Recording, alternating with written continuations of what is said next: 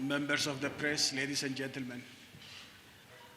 I would like to once again welcome His Excellency, the President of the United States of America, to Ethiopia. We are honored to receive a sitting US President for the first time in the history of our century-long diplomatic relations. But again, we believe it's fitting and appropriate in the light of the fact that Ethiopia is the cradle of mankind, the beacon light for African independence, and an inspiration for all the Black people's struggles, and the political capital of Africa. Ethiopia is the birthplace of coffee, and with so many firsts to its name, and as such a first and historic visit by the first US President of African origin, I believe is a well-deserved one. His visit comes at a time when both Africa and Ethiopia are registering impressive growth, making important strides. For Ethiopia's economy has registered double-digit growth for the last 12 years uninterruptedly. His visit also comes at a time when we are working hard in improving governance and fighting insecurity, conflicts, and terrorism. His visit could not have come at a better time. As the leader of the most powerful nation on earth, diplomatically, economically, and more importantly in science and technology and education, the very things Africa and Ethiopia need in abundance if they are to sustain their growth. President Obama's visit represents a new height in our bilateral relations. This morning, we have had extensive bilateral discussions with President Obama on a range of topics. We have discussed on ways of further deepening our bilateral relations and our cooperation on a number of issues. Among the areas we have discussed, we talked at length about the US support in helping expand trade and investment in Ethiopia. As you know, the US is Ethiopia's strategic partner in many fields, and the steady flow of quality investment from the United States, as much as we crave it, though the recent beginning is so encouraging, has often been in a short supply. We have discussed, among other things, how to encourage US investors to come to Ethiopia in large numbers, where there are numerous competitive and comparative advantages they can benefit from.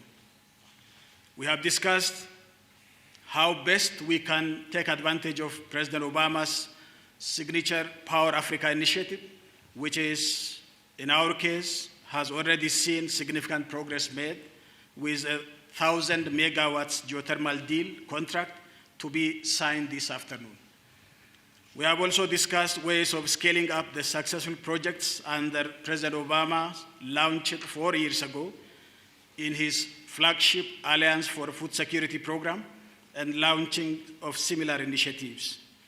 We have also discussed and reached understanding on coordinating our efforts in the global effort to fight climate change and to work together for the success of the COP21 negotiations in Paris. Likewise, we have exchanged ideas on ways the US can champion the Addis Ababa Action Agenda during the negotiations of the Sustainable Development Goals in New York next September. We have also agreed to work on global health epidemics. We have raised a number of issues on how the US can support the strengthening of Ethiopia's democratization process. My government has expressed its commitment to deepen the democratic process already underway in the country and work towards respect of human rights and improving governance. We have reiterated once again that our commitment to democracy is real, not skin deep. We have both noted that we need to step up efforts to strengthen our institutions and build our capacity in various areas. We believe the US support in this regard as age-old democracy will contribute to ensuring that our system becomes robust. We have agreed to continue our engagement despite minor differences here and there with regard mainly to the speed with which our democratization process is moving. Finally, We have discussed a range of issues related to cooperation on security and peace building in the region and on the pivotal role the US can and does play. We have agreed to work closely on South Sudan to bring lasting peace to the conflict-ridden country. We have both agreed to work together in building peace in Somalia by helping create state institutions and by strengthening the Somali security forces in their quest to be in charge of the peace of their own country. We have agreed to intensify the campaign against terrorism in the region, and we both noted with satisfaction the progress AMISOM forces and Somali National Army are making with the support of the US and other partners in their fight against Al-Shabaab. We have agreed to deepen our intelligence cooperation, both bilaterally as well as regionally. We have both noted and underscored that this cooperation is essential to curb the menace posed by terrorism. The terrorist attack that was launched in Mogadishu yesterday is a stark reminder that we need to work even more in this respect. In conclusion, we have agreed to continue working together for better results in all aspects of our cooperation. Mr. President, I now call upon you to give your remarks. Well, thank you, Mr. Prime Minister. Good afternoon. Dena Walaku. Prime Minister Hailemariam, we appreciate your kind words and for the welcome that you've extended to our delegation. We've had very productive meetings here today, and after our bilateral, I had a chance to see the famous lions that live on the grounds. I'm considering getting some for the White House, although I'll have to make sure that my dogs are safe. To the people of Ethiopia, thank you for the warmth and enthusiasm of your welcome and the spirit of friendship that you've shown me since I've been in Addis. I am proud to be the first U.S. president to visit Ethiopia, and tomorrow the first U.S. president to address the African Union. So my visit reflects the importance the United States places on our relationship with Ethiopia and all the nations and peoples of Africa. As you noted, Ethiopia and the United States share a long friendship. Our people have worked together, traded with each other, and stood alongside one another for more than 100 years. The United States is strengthened by the contributions of Ethiopian Americans every day, and that's particularly true in our nation's capital, Washington, D.C., which has the largest Ethiopian community outside of Ethiopia, or at least outside of Africa. And we welcome Ethiopian students to study in the United States. Through our Young African Leaders Initiative, we're helping to empower dynamic young Ethiopians with the tools that they need to make a difference in their communities. Ethiopia also hosts one of the largest Peace Corps programs in the world and has welcomed thousands of young Americans over the years, so the connections between our peoples are both deep and enduring. And today, the Prime Minister and I spoke about how we can strengthen the cooperation between our nations. First, we're going to continue working together to advance Ethiopia's economic progress. Ethiopia has one of the fastest growing economies in the world and one of the largest economies in Africa. And we want to sustain that momentum because a growing and inclusive economy in Ethiopia means more opportunities for the Ethiopian people and more trade and investment between our nations, which in turn helps to create American jobs. With the renewal of the African Growth and Opportunity Act, we'll work to further open American markets to Ethiopian products and help expand private sector investment in Ethiopia. Through our Power Africa initiative, we're working to unlock Ethiopia's potential for geothermal energy with the nation's first private sector energy agreement. And this will help the government meet its ambitious goal of significantly increasing access to electricity across Ethiopia and help open the market to developing Ethiopia's other vast renewable energy sources. Second, we're stepping up our cooperation on development, where Ethiopia has proven itself a global leader.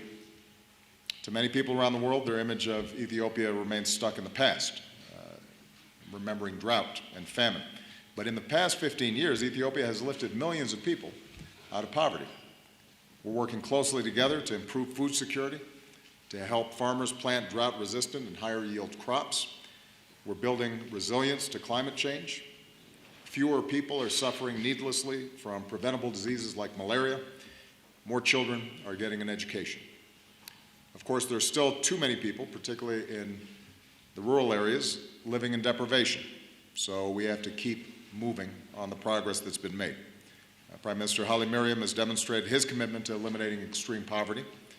Ethiopia recently hosted the International Conference on Financing for Development, which secured a global consensus about how the nations of the world will deliver on our promises, especially to those most in need. Your Prime Minister played a vital role in forging that consensus, and Ethiopia is now helping to shape a new set of sustainable development goals for the world. Third, our security cooperation is pushing back against violent extremism.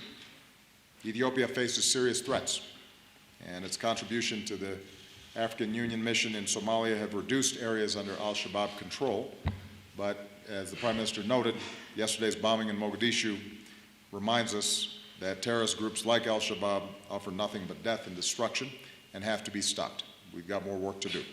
This past week, Ethiopian troops have helped retake 2 major al-Shabaab strongholds. We have to now keep the pressure on.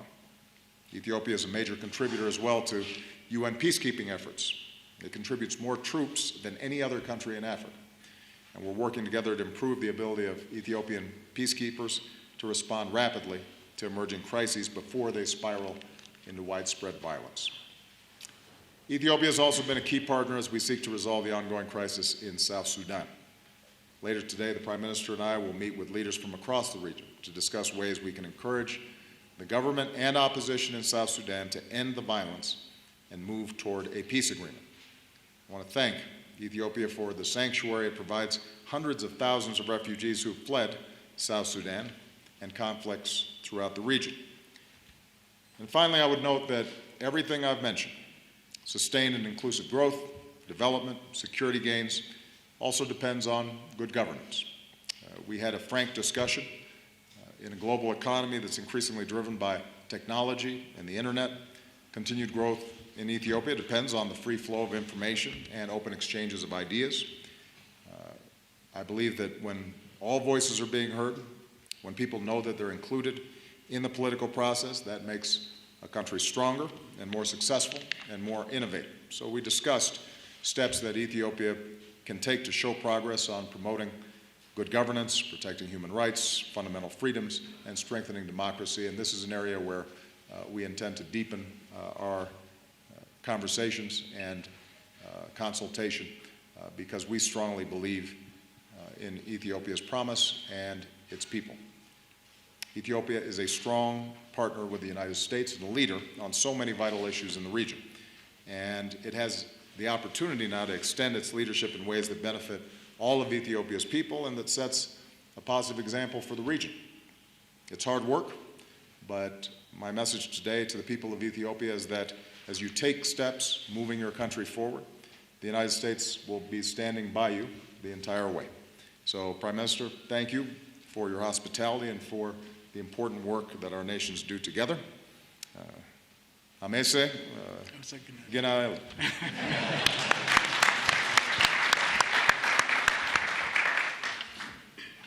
Now we do have some time for questions. Okay, first from Ethiopia, local journalists.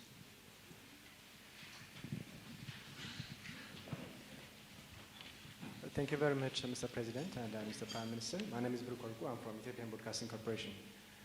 Mr. President, you mentioned earlier that combating terrorism is one of the areas in which Ethiopia and the US are partnering. However, organizations based in the US and Eritrea are obstructing Ethiopia's anti-terrorism efforts. How will your government assist Ethiopia in this regard?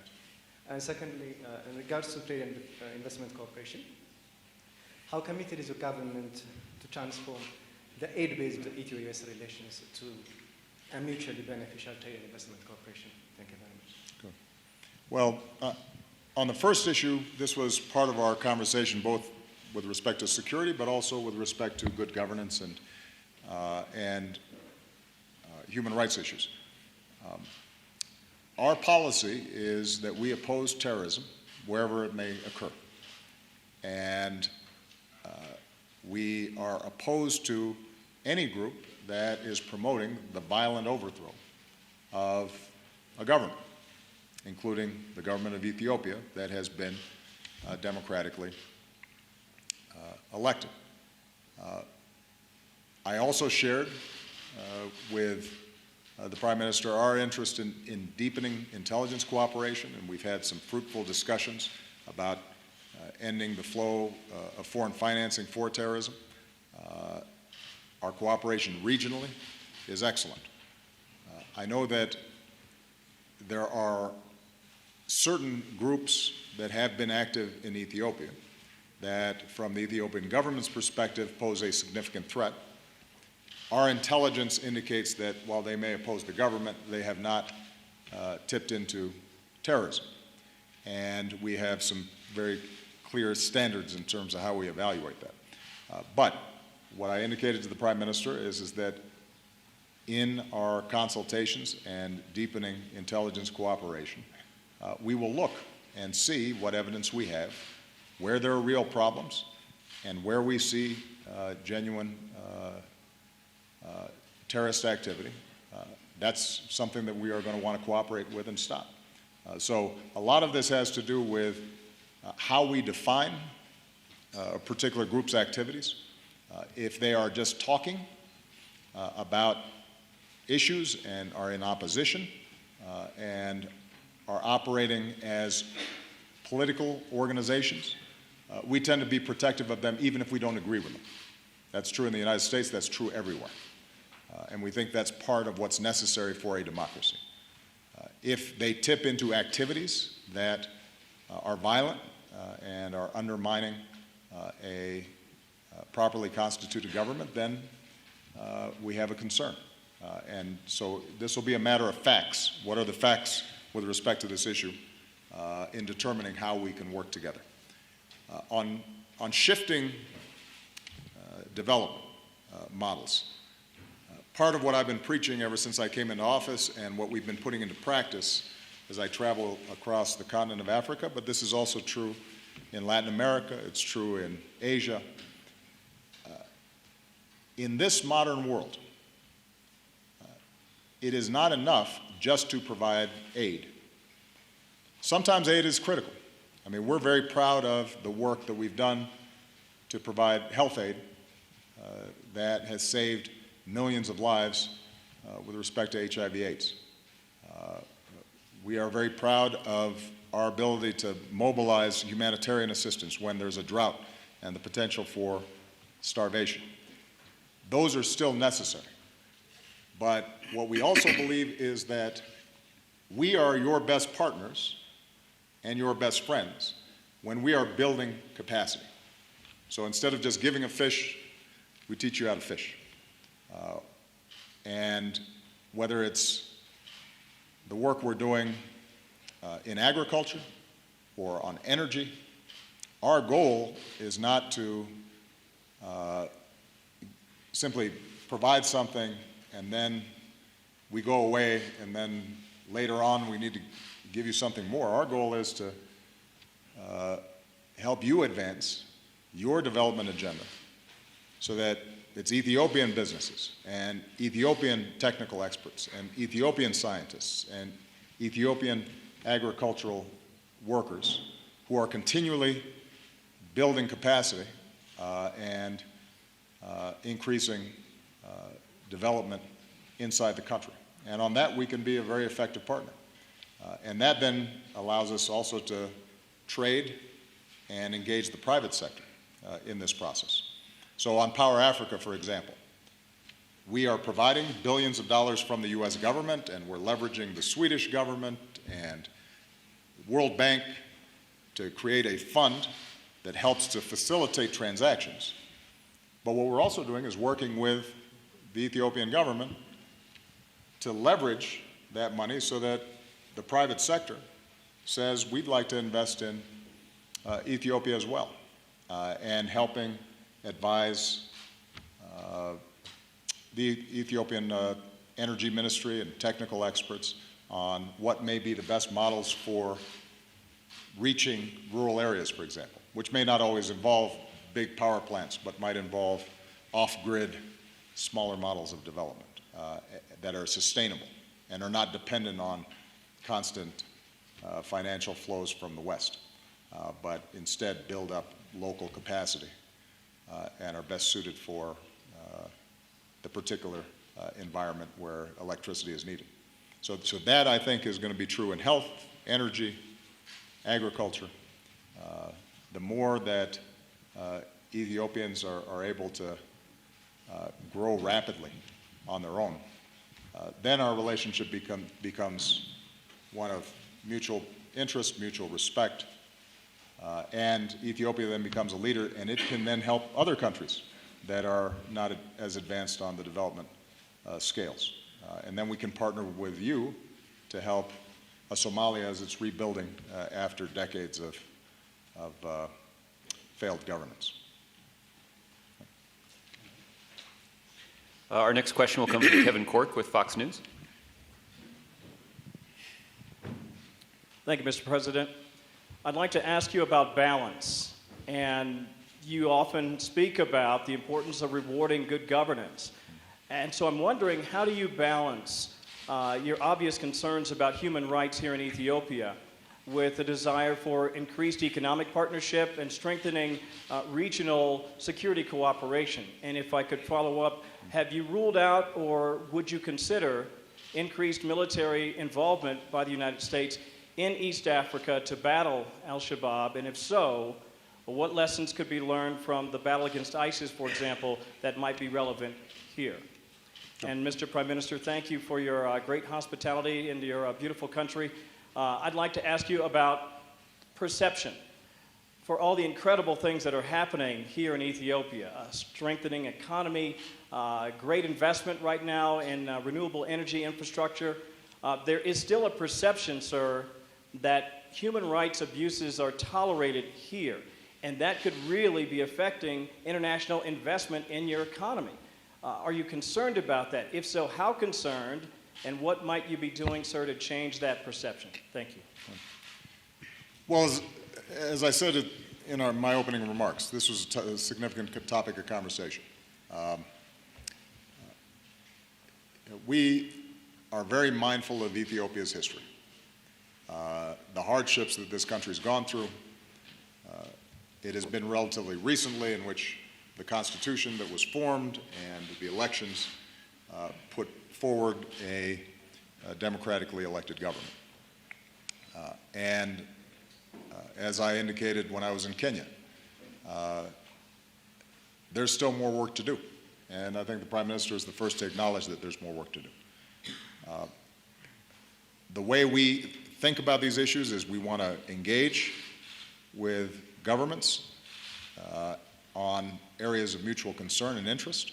The same way, by the way, that we deal with China and deal with a range of other countries where the democratic practices or issues around freedom of the press and the assembly are not ones that align with how we are thinking about it, but we continually bring it up. And we indicate that this is part of our core interest and concern in our foreign policy. That's true here as well. My observation to the Prime Minister has been that the governing party has significant breadth and popularity, and as a consequence, making sure to open additional space for journalists, for media, for opposition voices will strengthen rather than inhibit the agenda that the Prime Minister and the ruling party has put forward. I think our goal here is to make sure that we are a constructive partner, recognizing that Ethiopia has its own culture and it's not going to be identical to what we do, but there are certain principles that we think have to be upheld. The one thing that I've tried to be consistent on, though, is to make sure that we don't operate with big countries in one fashion and small countries in another. Nobody questions our need to engage with large countries where we may have differences on these issues. That's true with Africa as well.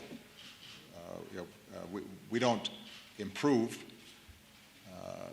cooperation and advance the very interests that you talk about by staying away. So we have to be in a conversation, and I think Prime Minister will indicate that I don't bite my tongue too much when it comes to these issues, but I do so from a position of respect and regard for the Ethiopian people and recognizing their history and the challenges that they continue to face. With respect to our military assistance, keep in mind that we have been active in the fight against al-Shabaab for a long time now.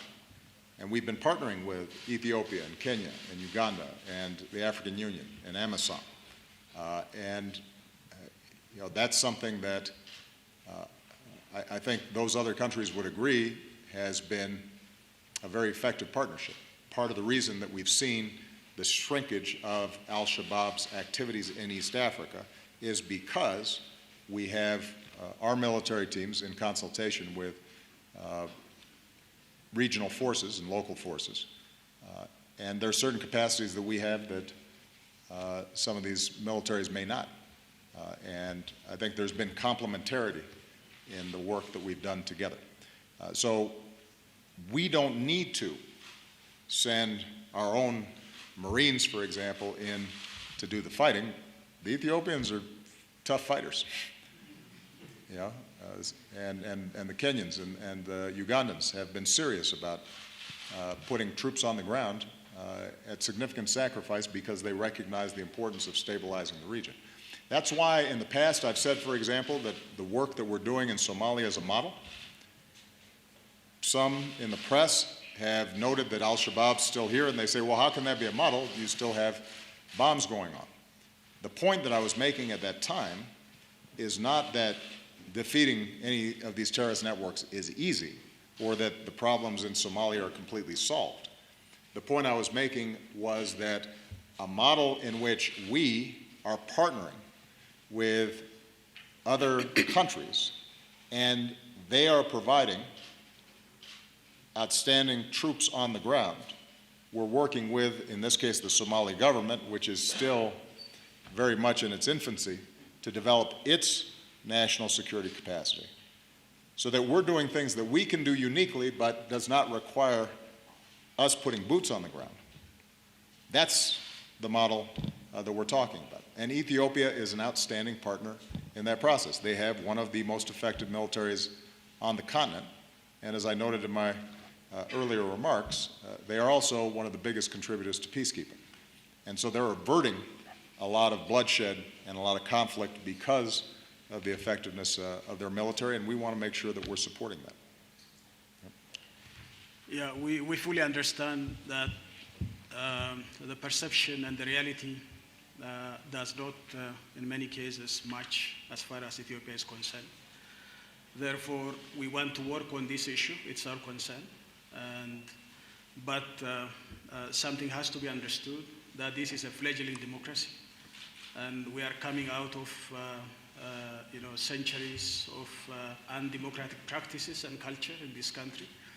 And it's not easy within a few decades, in our case only 2 decades of democratization, that we can get rid of all these attitudinal problems and some challenges we face.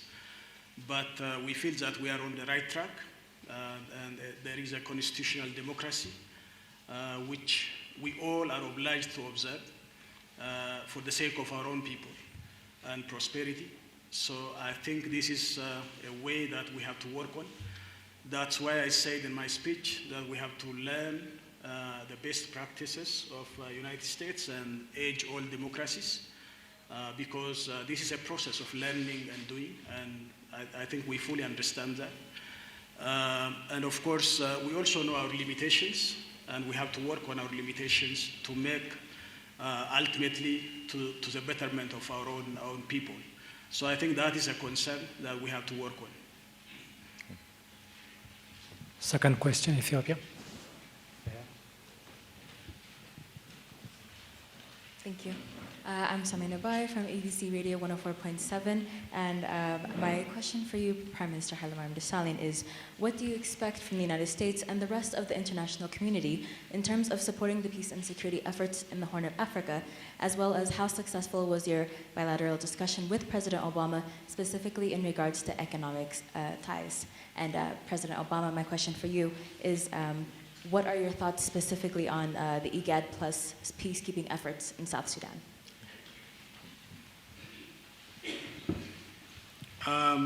As far as the economic cooperation is concerned, I mentioned that Ethiopia is one of the vibrant economies which is rising, and we need, we don't want to put all our eggs in one basket.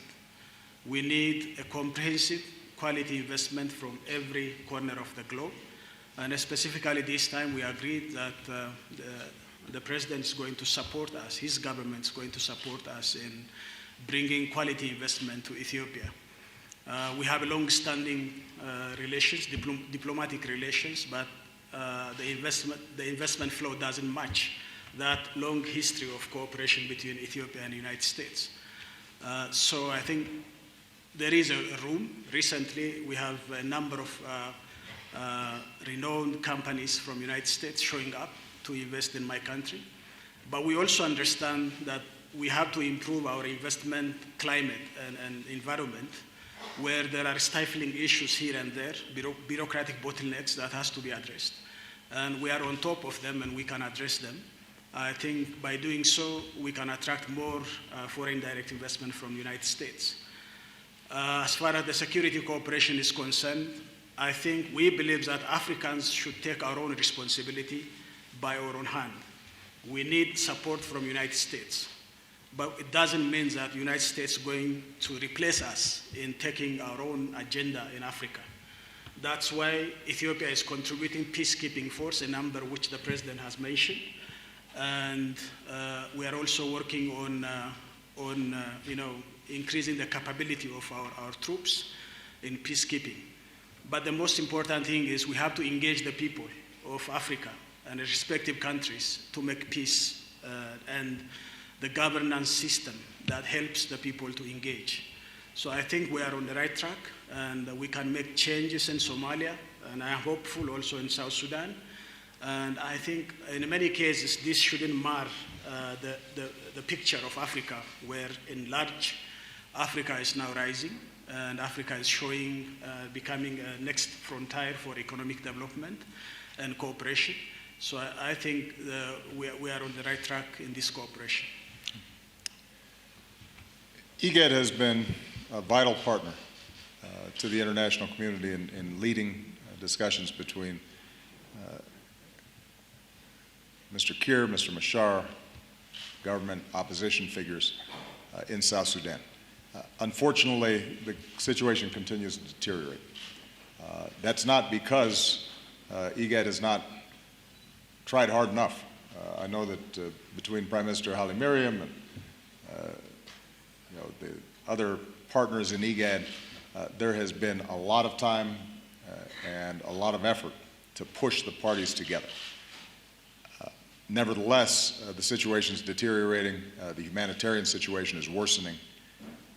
The possibilities of renewed conflict in a region that has been torn by conflict for so long and has resulted in so many deaths is something that requires urgent attention from all of us, including the international community. That's why after this press conference, we'll be consulting with the leaders from the other countries who've been involved in IGAD to see how the United States, IGAD, and the international community can work to bring a peace agreement and a structure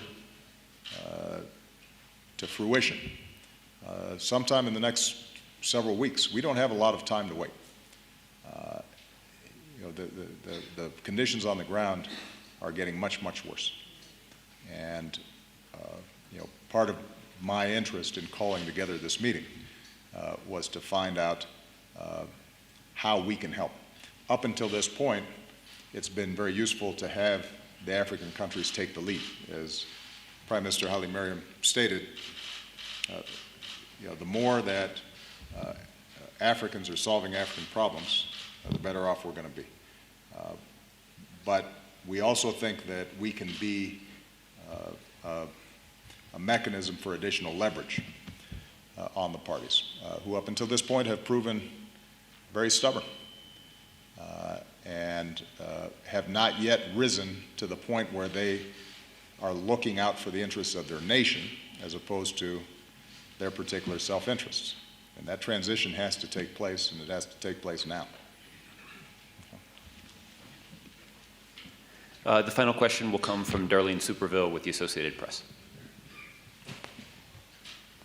Thank you, Mr. President. I wanted to follow up on the Sudan question. As you go into this meeting that you just mentioned, are you expecting any breakthroughs that will get both sides to agree to a peace deal by the August 17th deadline?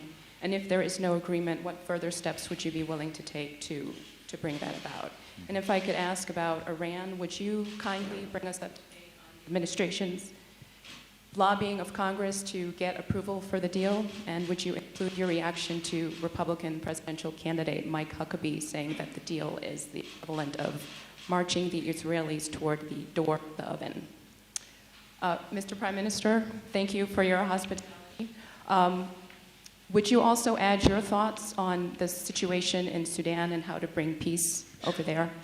The second question I have for you is the Committee to Protect Journalists ranks your country as the second worst jailer of journalists in Africa.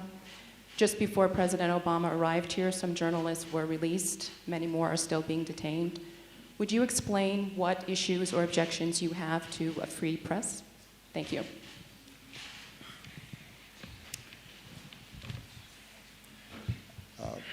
On South Sudan, the goal here is to make sure that the United States and IGAD are aligned on a strategy going into this endgame on peace talks. So my hope is that as a result of these consultations, that we agree on how urgent it is and what each of us have to do to actually bring a deal about. I don't want to prejudge what I'll hear from the President of Uganda, for example, until I actually hear from him.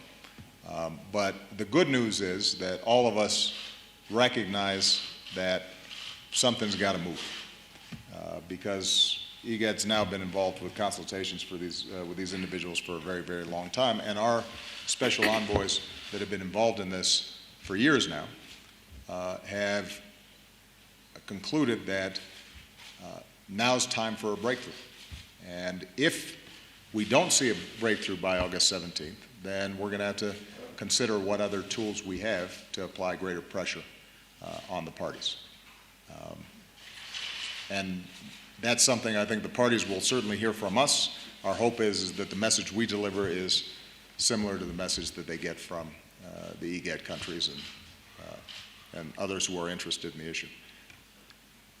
With respect to Iran, I won't give a grade to our lobbying efforts. In fact, I'm not even sure I'd characterize it as lobbying. What we're doing is presenting facts about an international agreement that 99% of the world thinks solves a vital problem in a way that will prevent Iran from getting a nuclear weapon, and does so diplomatically. And essentially what we've been seeing is Secretary of State John Kerry, Secretary of Energy Ernie Moniz, who is an expert on nuclear issues, just providing the facts, laying out exactly what the deal is, explaining how it cuts off all the pathways for Iran to get a nuclear weapon, explaining how it puts in place unprecedented verification and inspection mechanisms, explaining how we have snapback provisions so that if they cheat, we immediately reimpose sanctions, explaining also how we will continue to address other aspects of Iranian behavior that are of deep concern to us and our allies, like providing arms to terrorist organizations. So the good news, I guess, is that I have not yet heard a factual argument on the other side that holds up to scrutiny. There's a reason why 99% of the world thinks this is a good deal. It's because it's a good deal. There's a reason why the overwhelming majority of nuclear scientists and non-proliferation experts think it's a good deal. It's because it's a good deal. It accomplishes our goal, which is making sure Iran does not have a nuclear weapon. In fact, it accomplishes that goal better than any alternative that has been suggested. And you've heard me, Darlene, stand up in front of the press corps and try to get a good argument on the other side that's based in fact as opposed to rhetoric. And I haven't gotten one yet. So if you're asking me, how do you think our argument's going? It's going great.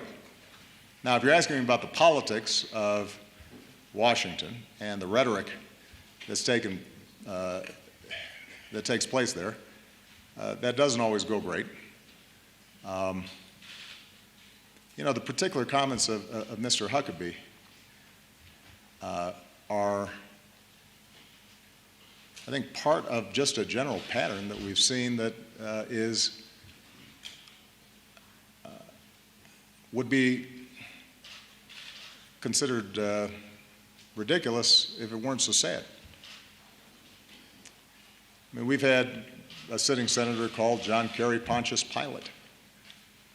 We've had a sitting senator who also happens to be running for president suggest that I'm the leading state sponsor of terrorism. These are leaders in the Republican Party. And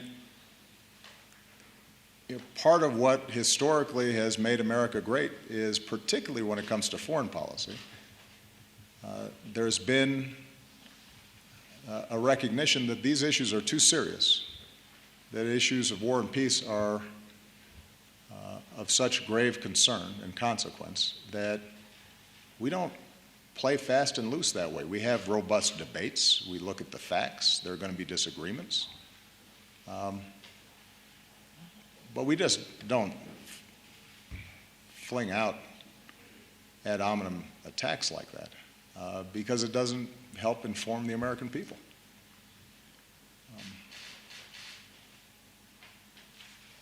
I mean, this is a deal that has been endorsed by people like Brent Scowcroft and Sam Nunn, right? Historic Democratic and Republican leaders on arms control and on keeping America safe. And so when you get rhetoric like this, maybe it gets attention and maybe this is just an effort to push Mr. Trump out of the headlines. But it's not the kind of leadership that is needed for America right now.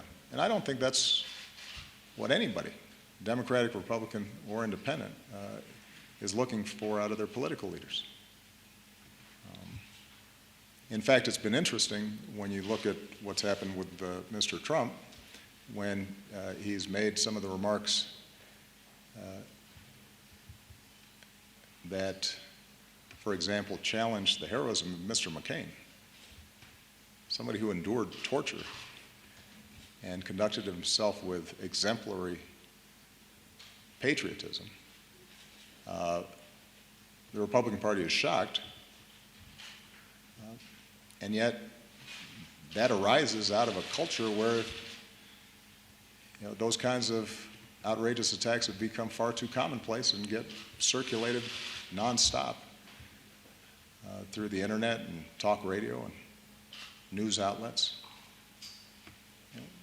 And I recognize when outrageous statements like that are made about me, that a lot of the same people who were outraged when they're made about Mr. McCain were pretty quiet.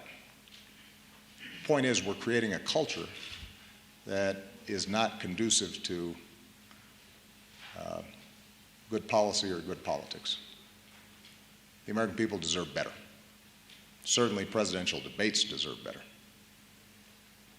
In 18 months, I'm turning over the keys. I want to make sure I'm turning over the keys to somebody who is serious about the serious problems that the country faces and the world faces.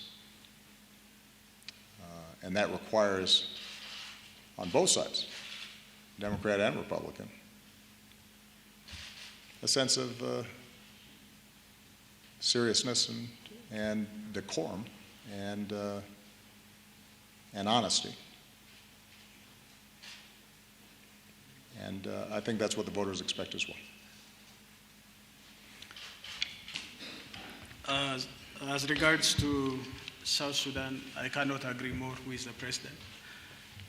But we should also recognize that this process has taken a long negotiation period. On the other hand, the people are suffering on the ground, and we cannot let this go unchecked. And I think the meeting which we are making this afternoon has a strong signal and message that has to be passed to the parties in South Sudan to see that their people is first. So I think this is very much essential, and I fully recognize what the President has said, and we'll see how it happens. As far as Ethiopia is concerned, we need journalists. We need more of them and quality of them, because we have not only bad stories to be told, but we have many success stories that has to be told. And so we need you. This is very important, but we need ethical journalism to function in this country. As there is limitation capacity in all aspects of our works, there is also capacity limitations in journalism and that way. Maybe those of you who are in developed nations, you can help our journalists, domestic journalists, to increase their capacity to work on an ethical manner. But the only thing, as a leader of this nation, we do not want to see is journalism has to be respected when it doesn't,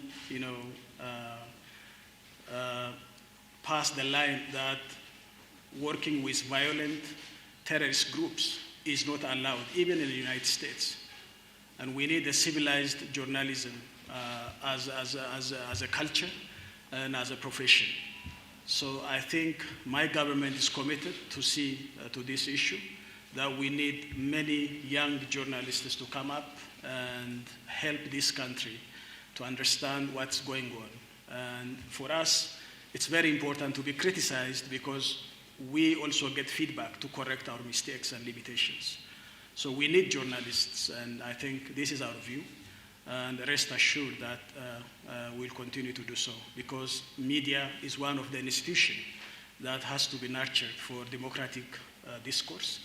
And so that's why we agreed that institutional capacity building in all aspects of democratizing this country is essential. Thank you very much.